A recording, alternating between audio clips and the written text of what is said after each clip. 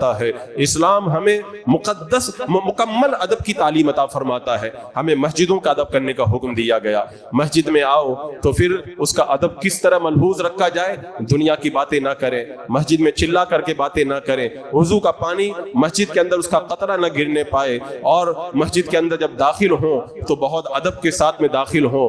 اللہ اکبر، یہاں تک ہمیں ادب کا حکم دیا گیا کہ مسجد کے اندر بندہ جب داخل ہوتا ہے تو کوئی ایسی حرکت بھی نہ کرے جو مسجد کے آداب کے خلاف ہو۔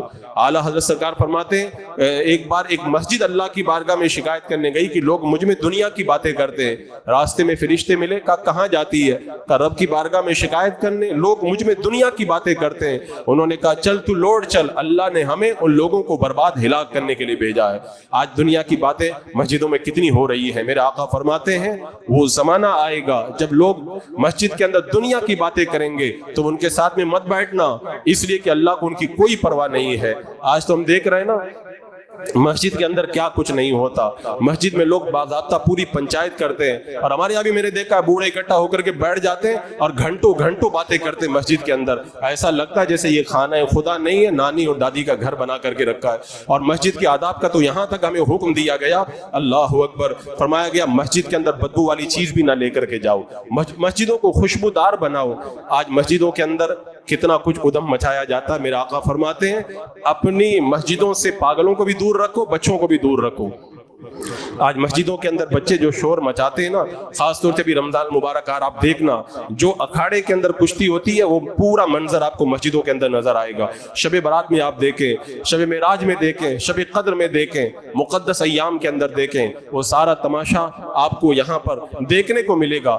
حضرت سائب بن یزید رضی اللہ تعالیٰ عنہ بیان کرتے میں مسجد نبی میں کھڑا تھا، مجھے کنکری آ کے لگی، میں نے مڑ کر کے دیکھا تو حضرت سیدنا عمر فاروق رضی اللہ تعالیٰ عنہ تشریف فرمائے، مجھے بلایا اشارے سے، کہا دیکھو دونوں لوگ بات کر رہے ہیں، ان کو میرے پاس بلا کے لے کے آؤ۔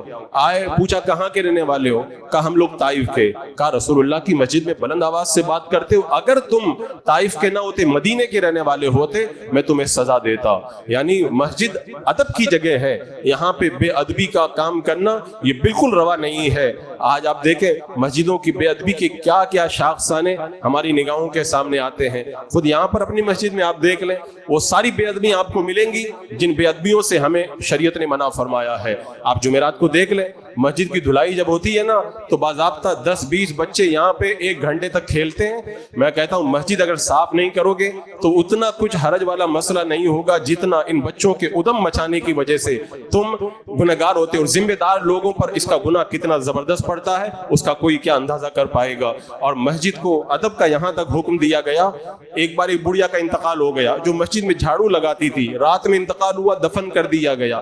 اللہ کے رسول علیہ السلام کو صبح میں پتہ چلا، کہا اگر انتقال ہو جائے کسی کا تو مجھے بتایا کرو۔ کہا میں نے اس بڑھیا کو جنت کے اندر دیکھا ہے، کیوں؟ اس لیے کہ مسجد سے وہ کوڑا اٹھایا کرتی تھی، مسجد کی صفائی کرتی تھی، اس لیے اللہ تبارک و تعالیٰ نے اسے جنت کے اندر مقام عطا فرمایا ہے۔ تو اسلام ہمیں مساجد کے ادب کا حکم دیتا ہے، قرآن کے ادب کا حکم دیتا ہے، خانہ کعبہ کے ادب کا حکم دیتا ہے۔ خانہ کعبہ کا ادب کتنا ملحوظ رکھا گیا، خانہ کعبہ کی طرف جو ہے وہ پاؤں نہ پھیلائے جائیں، خانہ کعبہ کی طرف منہ کر کے یا پیٹ کر کے استنجا نہ کیا جائے، خانہ کعبہ کی طرف منہ کر کے تھوکا نہ جائے۔ ایک مرتبہ جانب قبلہ میں تھوک دیکھا، میرے آقا علیہ السلام نے اپنے ہاتھوں سے اسے رگڑ کر کے صاف کر دیا۔ فرمایا جو قبلہ کی طرف تھوکتا ہے کل قیامت کے دن اس حال میں آئے گا کہ اس کی دونوں آنکھوں کے درمیان میں اس کا تھوک موجود ہوگا، یعنی یہ اس کو ذلیل و رسوا کیا جائے گا میدان قیامت کے اندر۔ ہمیں قبلہ کی ادب کا ایسا حکم دیا گیا۔ آج ہم دیکھ رہے ہیں نا، اب تو آج کل تو ادب ایسا لگتا ہے جیسے دھیرے دھیرے رخصت ہو رہا ہے۔ پہلے ایک دور تھا ہم دیکھتے تھے کہ جب اذان کی آواز آتی تھی نا تو گھر میں اگر کوئی ٹی وی بھی چلتا تھا وہ بھی بند ہو جاتا۔ اب تو اذان ہوتی رہتی ہے، لوگ موبائل کے اندر گانے بھی سنتے رہتے ہیں، سب کچھ دیکھتے رہتے ہیں۔ پہلے جب اذان کی آواز آتی تھی عورتیں اپنے سروں پہ دوپٹہ رکھ کے بالکل خاموش ہو جاتی تھی۔ اب تو اذان بھی ہوتی رہتی ہے، دور نہیں مسجد کے بغل میں ہنگامہ بھی چالو رہتا ہے، نہ گفتگو بند ہوتی ہے نہ تماشا بند ہوتا ہے۔ وہ لوگ جو معذور ہیں جو مجبور ہیں وہ تو الگ بات ہے، جن کو کوئی مجبوری نہیں وہ مسجد کے اندر آرام سے کرسی لگا کے بیٹھتے ہیں۔ ایک زمانہ تھا اگر کوئی عالم مسجد میں کرسی لگا کے تقریر بھی کرتا تھا تو لوگ سوال کرتے تھے کہ مسجد کے اندر کرسی لگا کر کے تقریر کرنا جائز ہے کہ نہیں۔ خیر وہ تو جائز ہے، لیکن اب تو وہ تو تقریر کرنا تو الگ بات ہے، ایسے ہی تماشا بنا کے رکھا ہے کہ باضابطہ طور پر مسجد کے اندر کرسیاں دی جاتی ہیں۔ کیوں کرسیاں دی جاتی ہیں؟ تاکہ لوگ آرام سے بیٹھیں اور مسجد میں کرسی لگا کر کے گپے ماریں، مسجد کی بے ادبی کریں، دینے والا بھی گنہگار ہو اور بیٹھ کر کے اس سے باتیں کرنے والا بھی گنہگار ہو۔ یہ آج ہم نے بے ادبی کا ماحول بپا کر، لوگ کہتے ہیں آج گھروں میں برکتیں نہیں ہیں، یہ پریشانی آ رہی وہ پریشانی۔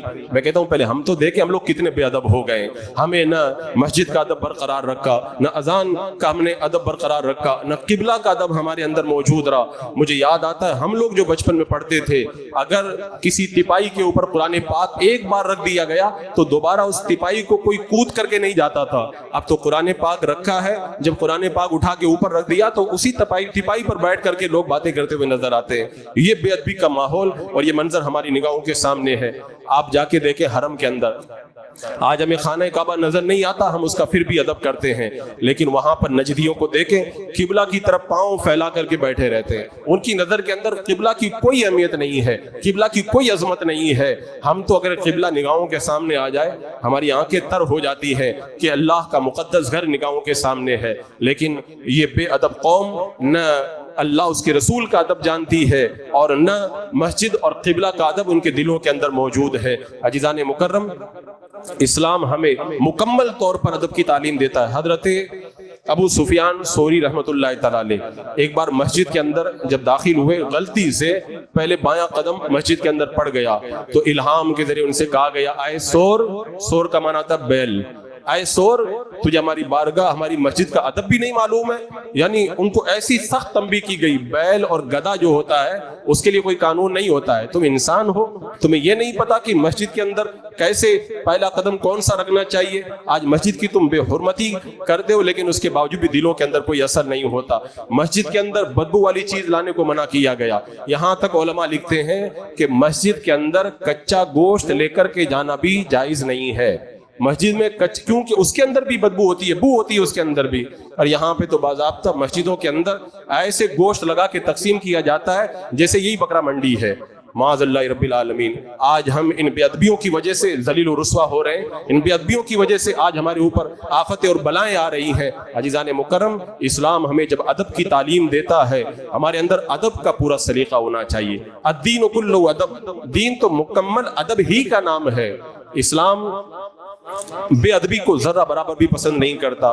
میں تو یہ چاہتا تھا کہ ادب کے حوالے سے جتنے شعبے سب کو بیان کروں، اہل بیت کا ادب کیسے کیا جائے، علماء کا ادب کیسے کیا جائے، اساتذہ کا ادب کیسے کیا جائے، والدین کا ادب کیسے کیا جائے، اور پھر بڑوں کا ادب کیسے کیا جائے، بوڑھوں کا ادب کیسے کیا جائے۔ آج یہ سارے ادب دن بدن ہم سے رخصت ہو رہے ہیں، ہماری آنے والی نسل بدتمیز ہوتی چلی جا رہی ہے، بے ادب ہوتی چلی جا رہی ہے، اور اسی بدتمیزی اور بے ادبی کی وجہ سے پریشانیوں میں لوگ مبتلا ہیں، گھروں کی برکتیں چلی گئی ہیں۔ وقت چونکہ سمٹ گیا، میں ان تمام ادب کے شعبوں پر بھی کبھی وقت ملا تو گفتگو کروں گا۔ بس اس بات کو ہمیشہ یاد رکھیں، الحمدللہ ہم سنی ہیں، اور سنی کا مطلب ہوتا ہے مکمل با ادب۔